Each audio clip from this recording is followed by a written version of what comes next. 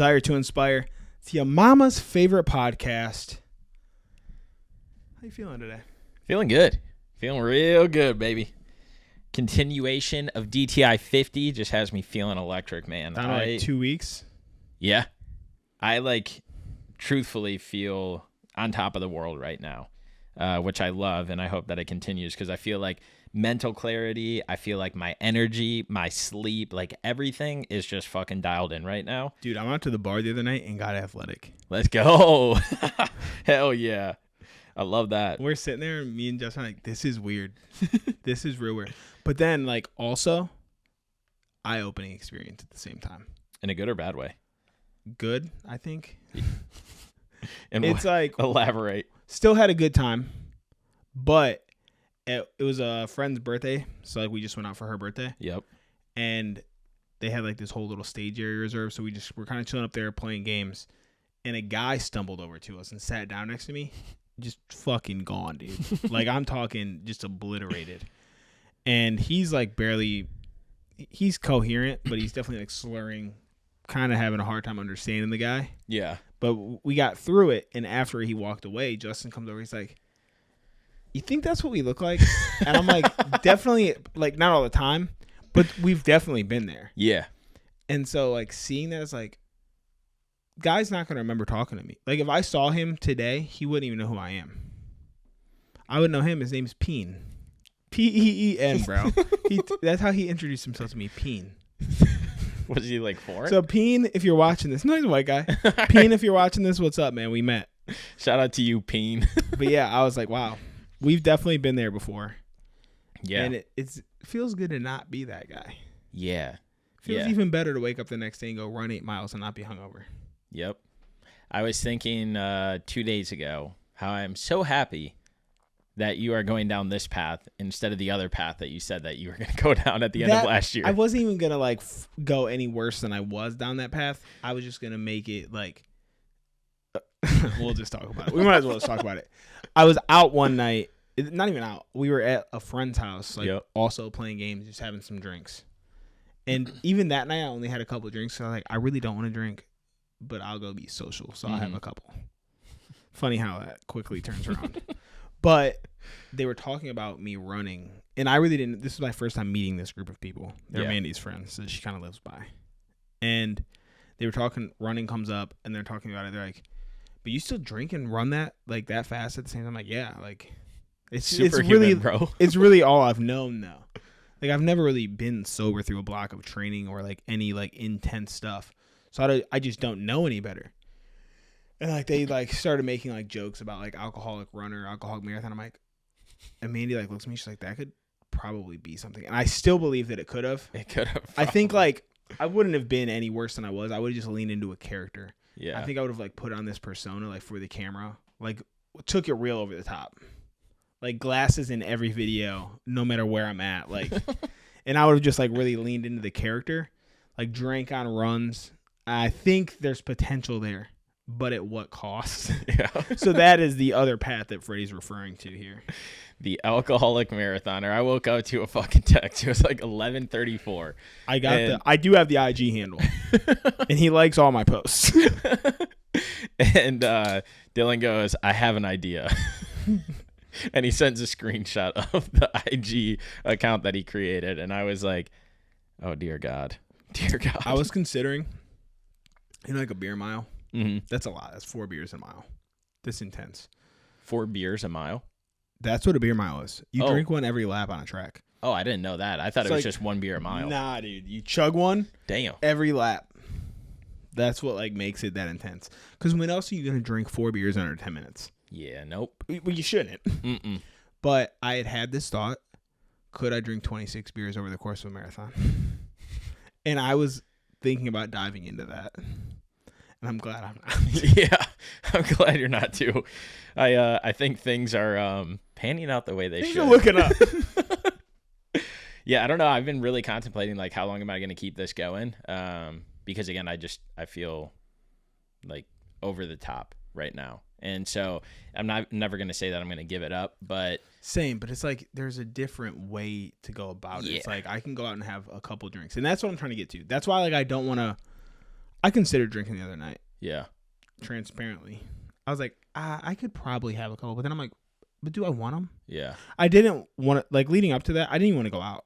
Mm-hmm. But I was like, I feel bad. Like, I don't want to be the person who, now that I'm not drinking, I never do anything. Yep. So, because I don't want that either. So, we went, and then just being in the environment, it's that feeling of like, oh, everybody else is doing it. Let me do it. And luckily, Mandy Justin, she asked what we wanted, and Justin's like a water, but she brought back an athletic for both of us. Nice. And Justin really don't like beer anyway, but he drank it. Yeah. It does like just feel better just to have a can in your hand. Makes you not have to feel as awkward or like self-conscious. No one even knew. Like she was like, "Oh, I thought you guys weren't drinking." She's like, "Let me look for the NA on the can," and I was like, "It says IPA right here." She's like, "Oh," it literally says non-alcoholic around the top of the rim, but she didn't look at it. She's like, "Oh, you're from an IPA," and then, bro, it's insane. Then it's not even a conversation anymore. It's wild, like how much people try and influence you to like have a drink, but no one influences you to stop. You gotta have one. Yeah, nobody until like you're ruining your life, and then all of a sudden it's like, and then it's like, how'd you get here? Yeah, how did this happen to you? I'm like, you fucking happened to me, dude. I told you I wasn't drinking, and here you are fucking pouring it down my throat. Yeah. Hey, shout out Athletic Brewing Co, man. If you guys need it, code Dylan20 at checkout. 20% off. It's the best. I fucking love them. I want to go and visit their new manufacturing plant in California whenever it's done being built, because it's fucking going to be huge. They're blowing up. Yeah, which is crazy. Yeah, I see them everywhere now. Like, I don't know a bar who really doesn't carry them anymore. I don't either. Everywhere I go. And when I first became an ambassador, it was always like, recommend bars to us to get into. And now I just feel like everywhere we go, they have like more than one type too. Yep.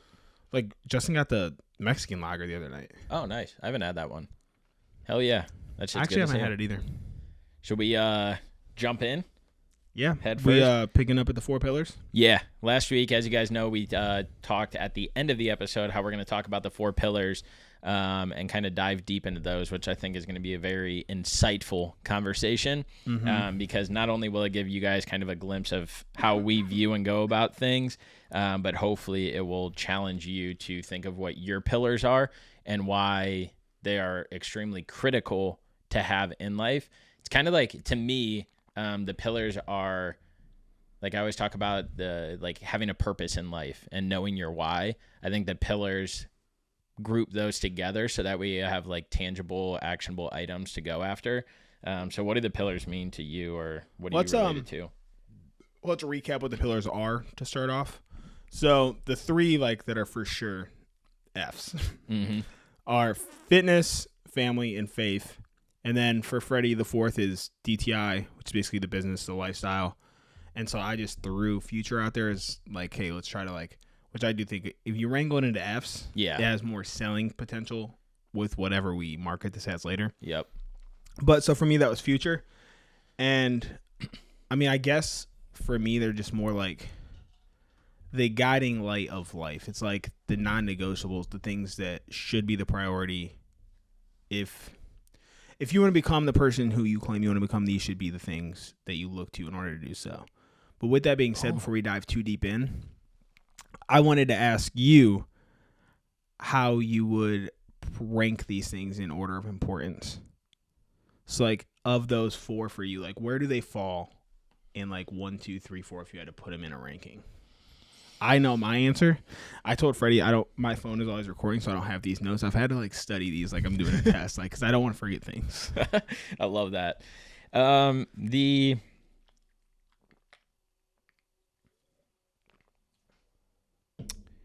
think mine's going to be a hot take, but I want to get yours first. Yeah. I've never thought of them in rank because I think that they're all important. And again, like I kind of alluded to, when we talk about this stuff and when we're elaborating on these pillars, start thinking about what's important to you in your life, but not in the sense of like, what am I doing good already? And let me put those in, because the pillars are something that you work on daily. They're something that you go after, you strive to be more in them. You strive to attract more within them. And it's something that is continuously worked on to improve, but it's the foundation of what's important to you in your lifestyle. In a way, it's like your principles. It's like the things that you're always going to fall back on. Yep. And so like looking at them, as you guys know, I got the notes on my iPad to like touch on different topics, but I think most people would think that family would be my number one, but I'm actually going to put fitness up there. I think that most people would put family as their number one. Mm-hmm. And so I'm going to put, and we'll go into all these, but I'm going to put fitness, family, faith, and then future. And I think that is because it first and foremost starts with you, and fitness saved my life. And so if it wasn't for that, I wouldn't have been able to be me truly for all those other things to come and see progress and success in. I also don't have family at number one, but I don't have fitness at number one either. Faith is my number one. And my argument for that is that God literally saved my life. Mm-hmm. Like, obviously, I understand what you're saying about the fitness thing. And then fitness is my number two, though. Okay. I think family comes third. And I only say that because if I don't show up spiritually and physically, I can't show up for my family. I don't exist. Mm-hmm. Like, you put family first, and like you're always going to compromise yourself and your own well-being to make sure that they're good. And while I do think like it's important, especially someone who is about to enter into a marriage like we are, kids are like right down the line here. Like shit's coming up quick. I don't think that I can be the person that they need me to be without those other two components. Mm-hmm. And obviously the future is important, but it's the same thing. Like I can't show up for my future self and my future family if You ain't showing everything up right else isn't in check. Yeah. No, I completely agree with that. So I think let's dive into fitness first. Okay. And then we'll go into the next ones because I think that will flow. And we'll keep it that order. Let's do fitness, faith, family, and then future. So start off, man. What is fitness to you? What are some of the things that draw you towards it? Tell your story, man. Let the people know. Yeah, I mean, that's a good question because, I mean, fitness for me wasn't always at the forefront. I guess we'll, like, actually going to dive deeper than I thought we were going to if I'm telling my story here. Yep. But fitness at this point in my life, it's basically a non-negotiable. It's something that in some capacity is there no matter what. Mm-hmm. Obviously, running is the catalyst of that right now. It's the front runner of what is happening. But I'm back on the lifting game, so fitness is all around right now. Yes, sir. But I feel like growing up, I didn't have the healthiest, we'll call it role models, but it's just the people in my life in general weren't healthy. They weren't active. They weren't eating right. And I played sports, which luckily kept me from like probably going way worse than I would have been. Yeah.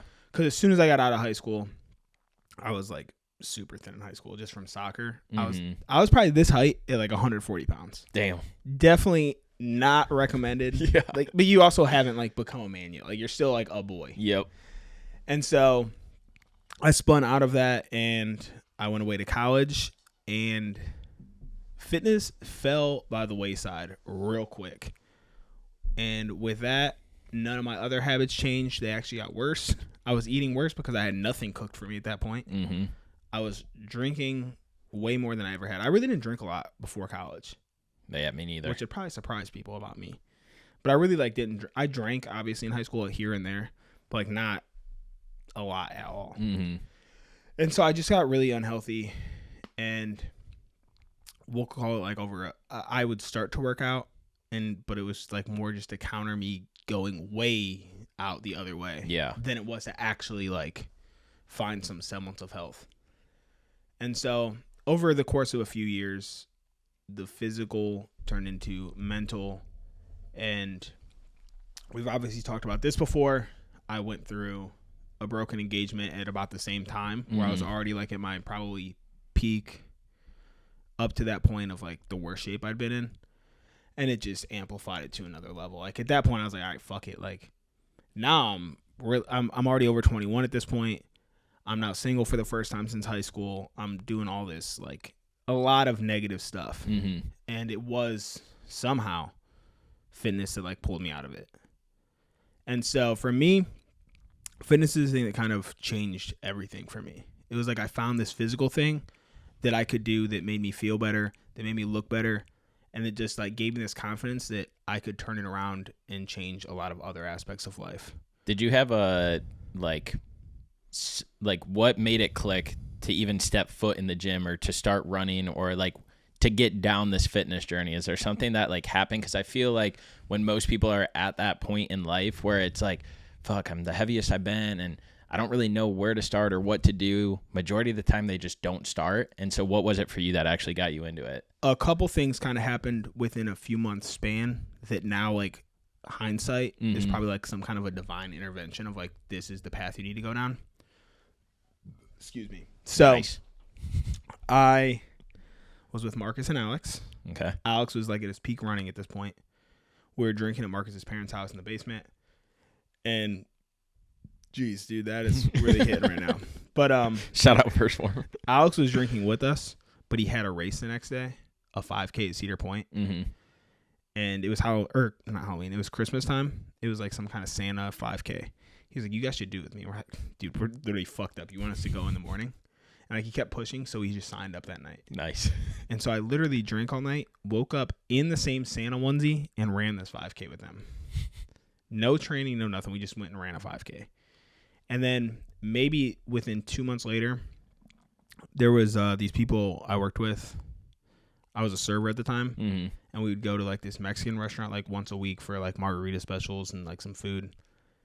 And they had like this little fishbowl at the front for a gym that was next door where you could like put your name in to like win like a free week or something of personal training. And one of my coworkers jokingly put my name in there just so they would have to call me, and I won. Damn. And so I went. I didn't want to. Like, they just kept calling, though. And I was like, you know, it's free. Like, I might as well just go check it out. So I went to this gym, met a trainer who then I ended up training with her for like a year and a half. Oh, wow. And she was like a big catalyst, too. But then I also, like, those two things were like what got me in there. Yeah. Like, it wasn't like I was out searching for it on my own, like, oh, this could help me. Yep. It was just the things that I kind of fell into. And the more that I fell into them, the more I got around like-minded people. Other people who were already in shape, and we had him on here before, which we talked about this, Brandon Fraze. He was working with me and that group at the time. Yep. And he was already big into lifting. Like, he was into powerlifting, and he basically told me, he's like, dude, you've gotten fatter since I've known you. Like, just start working out with me. He's like, and he introduced me to a couple other guys. It's how I met Shout out to real fucking people. For real, dude. It's how I met Jay. It's how I met Zach. Was through him showing me all these different people that he followed online. Okay. And it was like one guy who had a supplement company, and he was Jay's mentor. He brought Zach into the business. And so literally, if it wasn't for this coworker putting my name in this fucking raffle for a gym and this dude telling me that I was fat, I probably wouldn't be anywhere even close to where I'm at in life now. Like, the things that I do, the people who are in my life, like everything, probably. I literally don't know who else I'd be without it. Damn. That's fucking awesome. There's always a turning point. And like, I can remember one of our friends when somebody called him out because he was overweight, and he's like, this motherfucker just said I was fat as fuck, or like whatever the words were. And that like jump started him. And like at that time it was like, fuck that guy. But now looking back to it, it's like, thank you. Because now looking back, it's like, I was fat as fuck. Yeah. And it's like, thanks for fucking looking out for me. Because that's how I felt too. I was like it's an ego hit. Yeah. Like, the first thing you think is like, fuck you, dude. Yep. No, I'm not. 100%. And then like a little bit of time goes by, and you're like, okay, I was fat as fuck. Yeah. Every single time that somebody is out of shape or overweight and then they get in shape, it's like, why didn't you motherfuckers say anything to me? It's like, well, we tried, but we couldn't because you were you were defensive over it.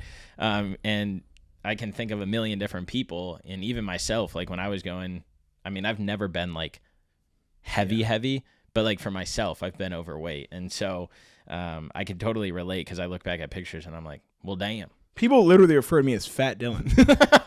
Like, to this day, people refer to that version of me as Fat Dylan. Well, sometimes the truth hurts, but sometimes you need the truth.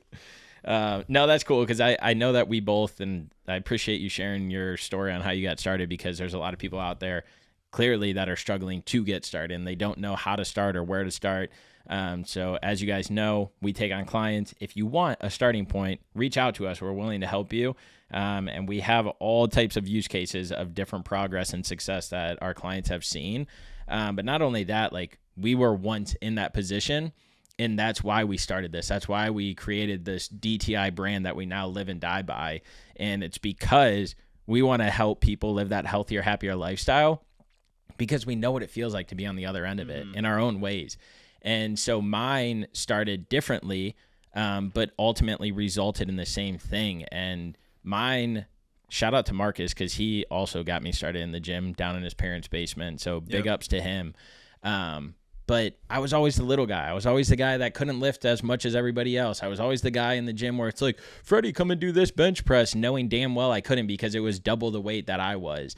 And so I was always insecure about stepping foot into the gym because I wasn't fucking big. I wasn't strong. And I as well did not have like an influence in my life to be like, hey, go and work out. Naturally, I was athletic and fit because I was playing travel ball. I was playing basketball. I was playing football. I was doing track. I was doing cross country. I was doing all these things. But again, I was just doing them. It was like checking the boxes. I look back on it now and I'm like, dude, if I fucking incorporated resistance training in with what I was doing for even baseball, probably could have went to college for it. It's honestly a product of where we come from that it wasn't a thing. Yeah. Like a middle school could not afford a strength program. Even high school barely afforded a strength program. Yeah. We had a weight room that I don't think fucking people used. Our weight room in soccer, football is the only team I know that used the weight room. Every single sport should be using that shit. But even going in for football, since like I played it at Clearview, going into the football one, like we didn't have great programming. Yeah. Like it would pretty much go in there and be like, hey, hit every single machine. How heavy can you go today? Yeah. Interrupting the pod for sponsor time. First Form, you guys hear Dylan and I talk about it all the time. They have you covered from A to Z, no matter what supplements you need. Whether it's proteins or fueling for an endurance race, First Form has you covered. Their mission is to help one person a day. We love that here at DTI because our mission is to help people live a healthier, happier lifestyle. And we believe that using First Form supplements can enhance what your goals are. So whether it's a supplement that First Form has or you want to rock their merch, visit the link in our bio, www.firstform.com/DTI to get yours today. Back to the pod. And then just do this circuit. When the thing beeps, move to the next machine. It's not like we were getting like targeted training. And like other schools have strength and conditioning coaches. We have the coaches who are still trying to relive their glory days where it's like, oh, I was this, and now you're overweight as an adult, but you still want to like live vicariously through these high schoolers in a sport that you loved. Yeah. And so I was always discouraged from going into the gym and like getting started. And I referred to the Arnold era as why majority of people are scared to go into the gym, that they're intimidated to step foot in there. Dude. It's what? That's like the golden age of bodybuilding now. I know that, but it scared the common everyday person away. And so when I was like building this brand with you and thinking of ideas and stuff, I kept saying like, I fucking hate this golden age of bodybuilding because it scared off people like me. It scared off people like my friends. It scared off people like my family. And I want to change that. It's crazy though how it scares you so much at first. And then like it starts to like motivate you. Because like I know I'm never going to be that. I know that's not realistic for my body type, any of that. You would have a better chance than I would. Like I feel like you're the right build for it. Yeah. I'm too long. I'm too. And this isn't a dig. I know I make more. This one isn't a dig. I'm too tall. Yeah. Like you're not. But also look at CBum. I don't know. Maybe it's just genetics. But it's like for so long, it's like it becomes like this unattainable thing. So you're afraid of it, and then like you get into it, and you're 6 months, a year into it, and you're like, oh, it's not even about how big they are, how strong they are. It's about the fucking work ethic and the determination and the discipline and like everything that it takes to get to that point. Yep. Because it's not like they were just blessed to fall into this. Like that shit is hard, dude. I don't care how many drugs you're on. That shit is hard. Yeah. And two, like what you realize is when you start going to the gym is the best place. It's like a sanctuary, dude. You go in there and there's not people that are laughing and making fun of you. There's not people that are calling you out. There's not people that are making you feel self-conscious. It's all in our own heads. And once that switch flips, everybody loves the gym. And so again, but it's getting from this point to that point of loving it, where you go in there and you see the results, you start getting more confident. You're like, oh shit, you're talking to people now, you're interacting with people in the gym. And so my fitness journey started truly when I hit the lowest of low points in my life. When I was in Dallas, Texas, living out there, I was holding everything in from my dad's passing to like stuff growing up. How much time was between your dad's passing and you moving? So 2 years, I went to Columbus. So and then like another 2 after that? 2 or 3. So like about 3, 5. 4, like almost 5. 4 or 5 years, I think. So you just, like, obviously we've talked about this, but not at any kind of length. You were holding on like 5 years worth of shit. Yeah. Damn. Yeah. My own insecurities, everything. Like, you name it, I was holding on to it. And I hit a breaking point that got extremely dark. That got extremely lonely because, again, I was holding it in. I wasn't telling my friends. I wasn't telling my family. How did I reach it? Well, obviously I know how you reached it, but like what was the breaking point? Like, what was like, okay, I need to change? The breaking point was when I woke up one day and I was like, I don't want to be here. And I never personally thought of taking my own life. That never once crossed my head. But if you could disappear, you would have. Yeah. And I was like, I need to do something. And I don't know what it was, but I was like, I'm going to sign up for this trophy gym down the road. Signed up for it. And I would get up early and I would walk there, get fresh air, work out, leave, get sunlight because the sun was up by the time I left. And I just kept doing it day over day over day. And then next thing you know, I look back and I'm like, whoa, I'm not physically numb. My brain's not wandering as much. I'm not this, I'm not that. Holy shit, I'm starting to walk more. I'm starting to eat healthier. I'm not drinking as much. And like all these things started to play a factor and thing. But like if it wasn't for finding the gym, I truly don't know where I would be at all. And so the gym to me literally saved my life. And this is why I push and press every single person in my life to start somewhere, whether that is at their house, whether that is getting steps on the sidewalk, no matter what it is, get physically active because it will improve every single area of your life. It will make you love yourself again. It will make you smile more. It will make you feel tired when you want to go to bed easier. It will make you want to eat more. It will make you do all of these different things. And so to the day and like the day that I die and I'm not here, I want to be remembered that he always told me I should work out more. He always said I should eat better. He always said to go soak in God's medicine and get fresh sunlight and like water and air, whatever it is. I want that to be who I am because I truly believe down to the core that every single person needs that. And that is why I put fitness as number one, because like you said as well, it starts and ends with us. If we can't be mentally there for ourselves, how can we be mentally there for our families, for our faith, for our future? If we can't be there for ourselves physically and show up and do the hard things, then how are we going to do the hard things for our family, our faith, our future? And it all stems from what we're doing with us. We today as humans think that we deserve all of this stuff and everything should come to us and that it should happen like this. But guess what? That's not fucking reality. No matter how many influencers you follow, no matter how many TV shows you watch, no matter how many things that you're seeing, people in your life, you're seeing glimpses and pieces of that make it seem that it's this grand thing, that it's easy. And why can it come easy for them, but it can't for me? Genetics, fuck genetics. Everything is determined on your effort and what you're doing in life. And if you're not simply going outside and walking daily, if you're simply not eating healthy, if you're not going and getting some sort of workout, and whether it's an at-home workout or a gym workout, do not complain about any other area of your life because, again, you're not showing up for the one person that matters that can make all of that change, and that's yourself. First things first, guys. Not all of our pillars are going to take 20 minutes. I feel like that's going to be the longest one because we told a full story there. But what you said there about, like, this is why fitness is your number one, I would argue it's why faith is number one. Both of us had this weird outside force that we can't explain. I was drawn to a race and the gym through something that wasn't my own doing. Other people influenced it, which the whole putting my name in a fucking jar and my name being pulled, that's, I believe wholeheartedly that was God like pushing me that way. You waking up one day and saying, I'm going to sign up for a trophy for no reason whatsoever. That's way bigger than you, man. Yeah. And so for me, faith has to be number one. And I also feel like it's got to, like, that is just as much for my mental as anything else is. And for a long time, it wasn't. And I feel like it shows in my life. The more, like, the closer that I've gotten to God, the upward trajectory my life has been on. So, like I said, I'm not going to take another 20 minutes here, but I will speak just briefly. Yeah. Which is kind of like what I talked about when I just got rebaptized.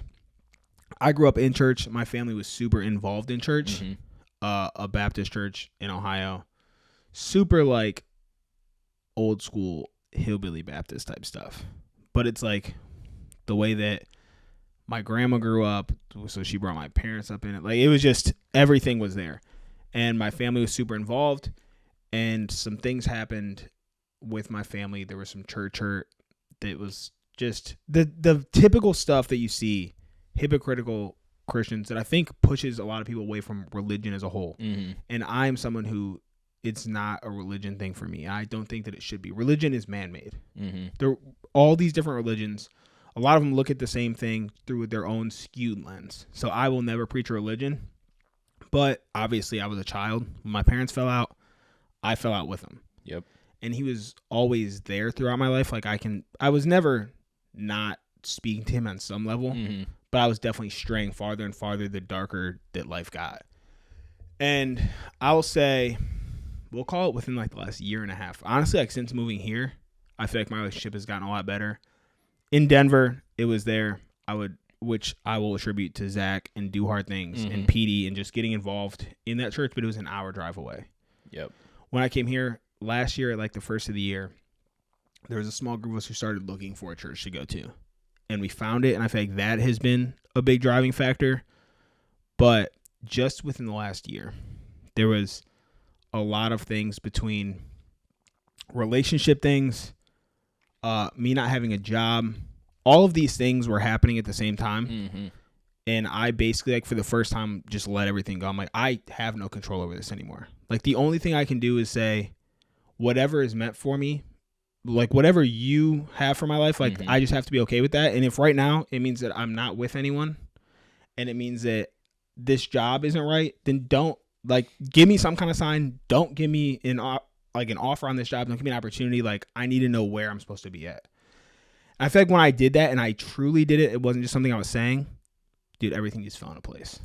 Like, the relationship that I was trying so hard to force came with the same person too. Like, it wasn't like it was a new person and now we're engaged.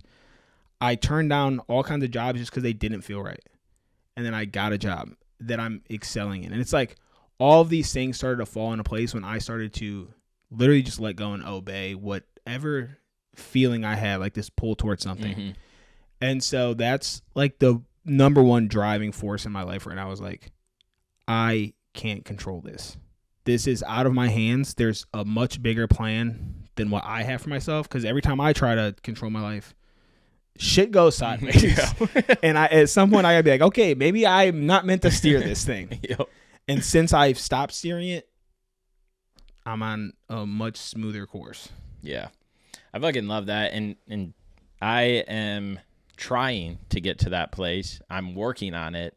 But as you know, like, faith is the one that I say needs the most attention from me, and I need to put the most effort in, because it is something I want to grow. It is something that I am working on, and it's something that I know that I still have like pullback and resistance because of myself and the way that I think. And so for those of you listening that aren't at where Dylan is with the faith, it can still be a pillar. Again, like we talked in the beginning, like, pillars are stuff that you work on, that you strive to want more in, that you know is important, but how can I pull? And so going back to Zach and PD at Do Hard Things, I mean, that was when, for the first time in a very long time, it was like, wait a minute, this is for me. This is something that I can focus on. This is something I can get deeper with. This is something that I want to do. Not that I need to do, but I want to do it. And so it kind of jump-started stuff when we were at Peak City. And this year I made it a goal that I would watch, again, we preach on habits and building small things, that I would watch 2 services a month. And if I did that, then I knew I was working on it. I've only missed 1 so far since the year started. It's something that I'm really enjoying. Every single service that PD gives, I take something away from it. It makes me a better person. But I'm always in the back of my head, like, if you want to improve this, you can't just do that. You have to do other areas as well. And so there's different things that I'm doing to help build and grow that. And there's a lot that you can do to work on your faith in the background without talking about it. Because when you talk about your faith, it seems like it's one of those like main things that people always cast judgment or tune out or like hit the fast forward button about. But I don't give a shit about that anymore. And like, I'm okay to talk about it. I'm willing to talk about it. I'm happy to talk about it because I'm working towards it and I want it to be better. And I feel like that's just like bringing more energy towards something that I truly want to like improve on in my life. And so I've been enjoying it a lot. I think what's important is finding that church, that pastor, that whoever it is for you that actually resonates and speaks to you. Because, again, thinking of church as a child, oh my God, it was miserable. You dread it. It was awful. It was boring. It was this. It was that. What church has become and what it is becoming, I feel like makes it a lot easier for people to be like, I feel a part of this. I feel like I could get behind this more. I want to get behind this more. And so then you start chasing it more because it's like, oh, I'm feeling better. I'm thinking, and like, dude, there's things coming to fruition in my life. And I know it's single-handedly because I'm focusing on God more and focusing on like my faith as a whole. I had a conversation with one of my best friends like 3 weeks ago, and I hadn't talked to him in a while. We get on the phone, we start talking, and it was like, holy shit. And he was telling me with like stuff that he was doing, and I was telling him stuff and how this and that and how all these different things are playing out. And it's like, dude, it's God working. Like when you start giving him more of yourself, you start realizing that you get more in return. And it's not in like a selfish way. Like you don't need anything from him, but it's like you let go a little bit more and you notice that like doors open up and things, and you just feel lighter and happier. And so it's really cool to see this kind of in motion because again, like I didn't have any direction on this before Do Hard Things. Yeah. It was like, nope, this ain't even for me. I don't even know if there is direction to it. It's like, there's no right way to go about it. You just have to feel called. Like, you can preach the same message to someone over and over and over until they're willing to hear what you're saying. It's not going to matter. And that all comes down to, like, we can't do this. And so, like, I agree with you that, like, you do need to find that church, that pastor that resonates with you. But I'm also trying to get okay with it's not him, though. Like, it's not. I love my pastor at this church here. I told Mandy last week, I think that he's the best biblical communicator I've ever experienced. And I will continue to invite you every week. Good. Until you come, because I genuinely, and watching it online would be cool, but dude, I'm telling you, in person is a completely different experience. And I want you to just experience it one time. Yeah. Because I think it's going to hook you. This dude, but to finish out the thought, I don't want to get to the point where the only reason I'm going is for him. Yeah. I like because that. He's not it. And he openly says this. He's like, I am not like what's doing this. He's like, this is all God talking to me. He's like, if I came up here and talked, I wouldn't come across to anybody.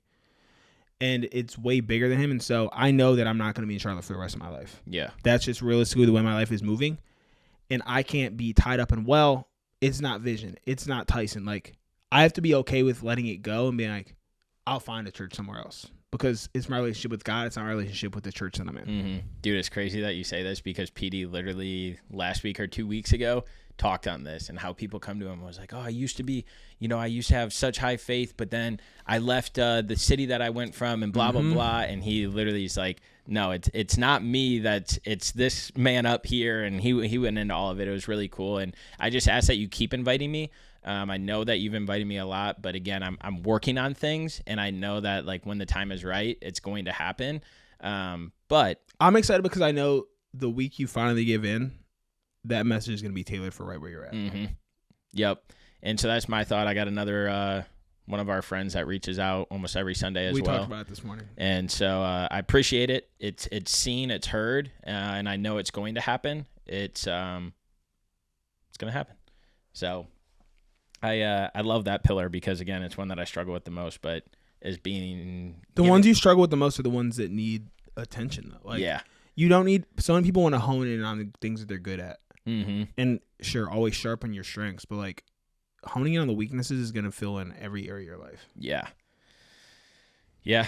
And then speaking of family, because I would start... I started my faith journey with them, but just transitioning over to my family because that's the next one that I want to talk about of the pillars. This incorporates every single person that's close to me. This incorporates more than just friends, blood. Yeah. This incorporates people that I've met that I'm close to. The people know in my life where they stand and who is in that family bucket, because I hold passion around it. I hold a lot of drive around it, because if it wasn't for those people in my life, I wouldn't be where I am. And again, it first starts with different things, so that way we can show up for those people that mean so much to us. But I see far too often people, getting in little arguments with their family, with their friends that they're close to over stupid, dumb stuff when you think of it. And it really changed for me when, one, I've always had a really close family, so nothing's ever changed for me. But how I can interpret how close family is, and you should always forgive and forget family for majority of things, is if that person were to pass away today, would you be okay knowing that you didn't correct that behavior, you didn't correct that argument, you didn't correct that thing you said? And why can't you lower your guard, put it down to make amends with that person, so that way you guys can continue throughout life? And so I view it that way, as like, if this is something where that person was gone and I'd be like, oh, it is what it is, then okay, that is what it is. You also know at that point where that person stands in your life, and then you can create boundaries from there. Yeah. Because I often get in my head about, like, I feel like I'm drifting away from people, this and that, and I'm like, but I'm okay doing so. So if I'm not thinking about you, like, on more of every 2 weeks, then it's probably okay to not every relationship needs to come through every stage of your life. Yeah, that is true. 100%. And so we don't have to elaborate on this one too much. It's kind of a hard one to elaborate on. Yeah. Just, God, family's fucking everything. I mean, when all the materialistic stuff is gone, and, again, you're on your deathbed, or you have an illness, or like a car accident happens or something, you forget about the status of everybody, what everybody has. You forget about all these things that you held. And again, like, majority of those people that have that like tension or hate in their heart for somebody, typically if something bad happens, that person's going to show up for them, and they're going to be there. And so why not correct it before it gets to that point? And so I always try to live my life knowing that I don't have any regrets, that I don't have anything that, like, dude, when I lost my dad, I had so many regrets. Like, why didn't I do this? Why didn't I do that? When I lost my granddad, I'm like, why didn't I do this, and spend more time here and do all these things? When I lost one of my best childhood friends, Chad, like, there was all these things. Like, why didn't I keep in contact with him more? Why? And so I think it's impossible to not have those what ifs, though, or like I should have done this. Like, when you love somebody that deeply, you're always going to have some kind of regret. It's just like, what regrets can I live with? Yeah. Because I don't have any kind of a strained relationship with my immediate family or all my close friends. But I'm sure, like, God forbid my dad was to die right now, there would be something where I was like, damn, bro, I should have done this. Yeah. And like right now, I don't feel any type of way. I feel like we have an amazing relationship and that we communicate regularly. But I'm sure like some weird thing in the back of my head would trigger, just because it's such like a robbery of time, especially you, man. Like, you were so young. Yeah. And him too, though. Like, he was too. It wasn't like, this was expected. Yeah. So live, as my dad would say, live each day to the fullest, and make memories, create memories with those people you love. Realize that, like, only going home 2 times a year shouldn't be a norm or a status quo, because if your parents live for 15 more years and you're only seeing them 30 more times in your life, like, when you start looking at those things numerically, it's like, well, no, like, I want to make memories. I want to create moments. I want to have those times, so that way I know at the end of the day, like, we did all we could. And so cherish those, make up with people, forgive people, and just live life. Anything that's on your mind that involves somebody else, have the conversation, have the tough conversation, and be the bigger person that lets the guard down first, so that way you guys can move forward and past that. Yeah, family and future kind of go hand in hand for me a bit, because I do look at family as pretty much any close relationship that I have, and I've been blessed to have an awesome family and group of friends. Like, when I was looking at this wedding list that I have, we have like a little over 200 people on this thing. So. And only about 60 of them are my side, and probably 10 are blood relatives. And like, for me, like, some people would be like, damn, that's sad, because I have a pretty big family. My dad has 5 sisters. Pretty much one of them doesn't have kids. The other ones all have at least 2 kids. My mom has multiple siblings. And so like people would be like, damn, that's sad. But like I have such a wide extended, like all of my friends' parents are like family to me. Like it's just we have such a tight knit group. Yeah. We're blessed. That like I don't look at it as like just my blood. Like this is way deeper than that. But then for me, family, I'm more looking towards the future. I'm looking towards like what things actually matter to me. And so all these pillars obviously play a role into that. But I'm more focused on what are my long-term goals. And I listened to a podcast that was actually like, what's the game that you want to play forever? Like, what does that game look like? And like, what are the rules of this? And like, the only things that genuinely matter to me are like that I show up well for those people that I love. Mm-hmm. And that's going to include my wife and kids. Yep. That I leave a happy, healthy legacy of Thackers from me on out. Mm-hmm. And then I just impact people positively. That's it. I don't, monetary shit doesn't matter. Obviously, everyone wants to be financially free. Yeah. Like I'm always driving for more just because that's how I'm built. Like I want to push. I'm ambitious. I want to do things. Mm-hmm. But like I don't even necessarily care about the dollar figure. It's an awesome extra. But if I can impact people in a positive way and people can leave interactions with me feeling energized and happier than like before they met me, I'm like, cool. That's all I care about at the end of the day. Yep. Yeah. Yeah. Future just makes me smile because, again, it's like everything that's being worked on. And so those three other pillars roll flawlessly into that because, again, future is DTI. Future is my relationship. Future is building my family. Future is making people live a healthier, happier lifestyle. Like the future is all of those three main pillars wrapped up into one and gives you a trajectory of like where things are going to continue to grow because you're focusing your energy in the right ways. And so the things in my future I hold those a little closer to me because they're things that I'm working on. And so your future is what your future is and what you want your future to be. And so how are you going to take control of that to make sure that everything happens? And day over day, week over week, month over month, that future gets a little bit closer. But the thing is, you're never going to catch the future. Nope. And so how can you continue to grow and develop so that way these big picture things that you have actually become a reality because you're checking the boxes daily and you're seeing things through. And one other thing is like the future is forever changing. Like what you're passionate about now, you might not be passionate about in 5 years.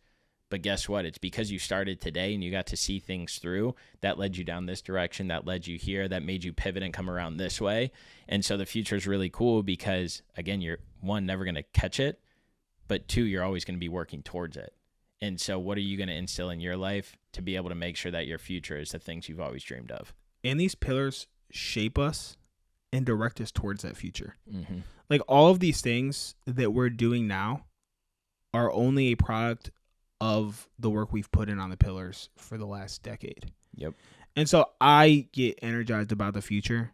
Obviously, it's more fun to talk about like, what am I going to accomplish? Mm-hmm. What am I going to achieve? But like, even like taking a step back and like thinking about that broader network of people that we have that is our family, that's our relationships, that it's only getting bigger. Like the idea that we're going to be that with our kids is fucking crazy, dude.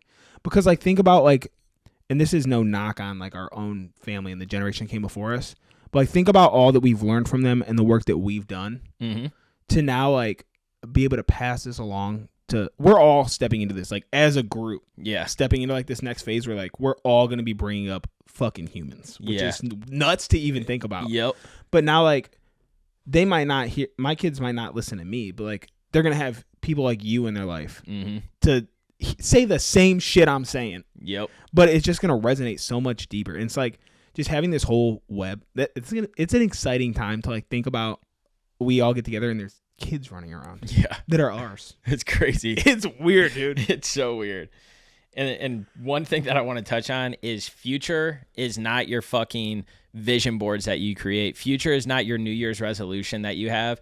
We have to reshape the fucking beginning of the year because, again, I was looking back. I just went through my iCloud, and I went back all the way to 2018 or whenever my iCloud started, and I was deleting photos and videos, and it's like, holy shit, this rolled into this. Oh, my God, this started because of this. Oh, my God. And I'm going through, and I'm looking at it, and 2023 is or 2024 is an extension of 23. 2025 is an extension of 2024.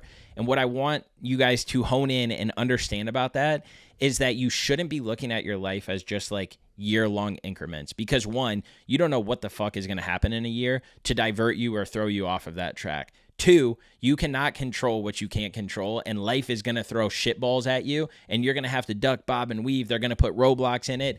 And so stop looking at your life in year increments and truly envision, like, yes, I want to have a family one day. Maybe I want to start a business. Maybe I want to be CEO of the company I'm working for.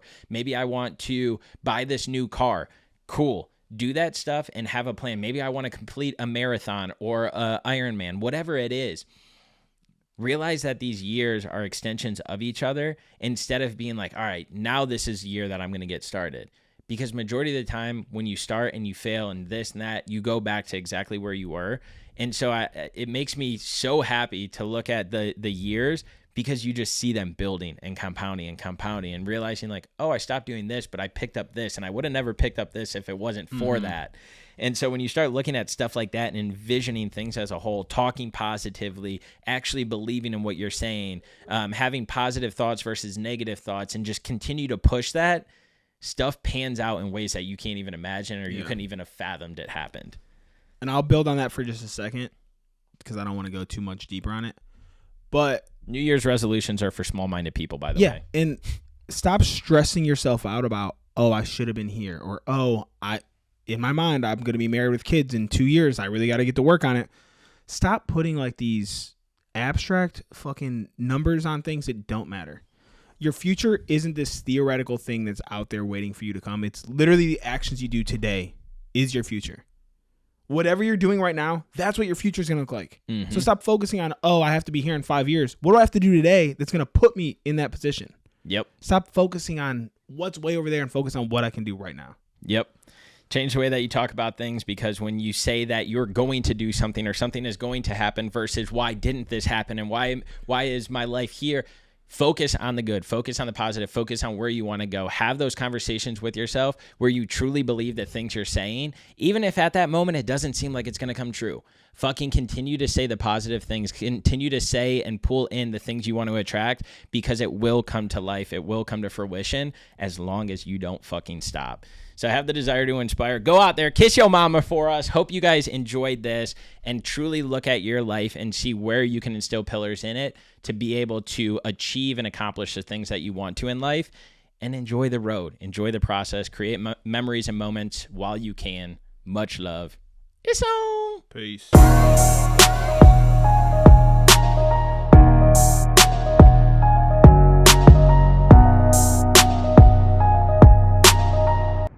Optic Nerve was our very first sponsor here at the Desire to Inspire podcast, and it's still one that we are pumped to be partnered up with today.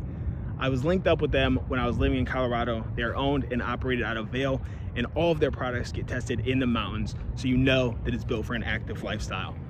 Freddie and I rock these things all the time. They are made with planet-friendly materials, from recycled plastics to natural wood, and every pair comes with a lifetime warranty. So, I mean, what are you really doing? Hit the link in our bio, support DTI, support Optic Nerve, look fly doing it. Whether you're just out enjoying a nice stroll or getting active, Optic Nerve has got your back. So go to opticnerve.com and use code DTI for 20% off your order today. That's opticnerve.com, code DTI.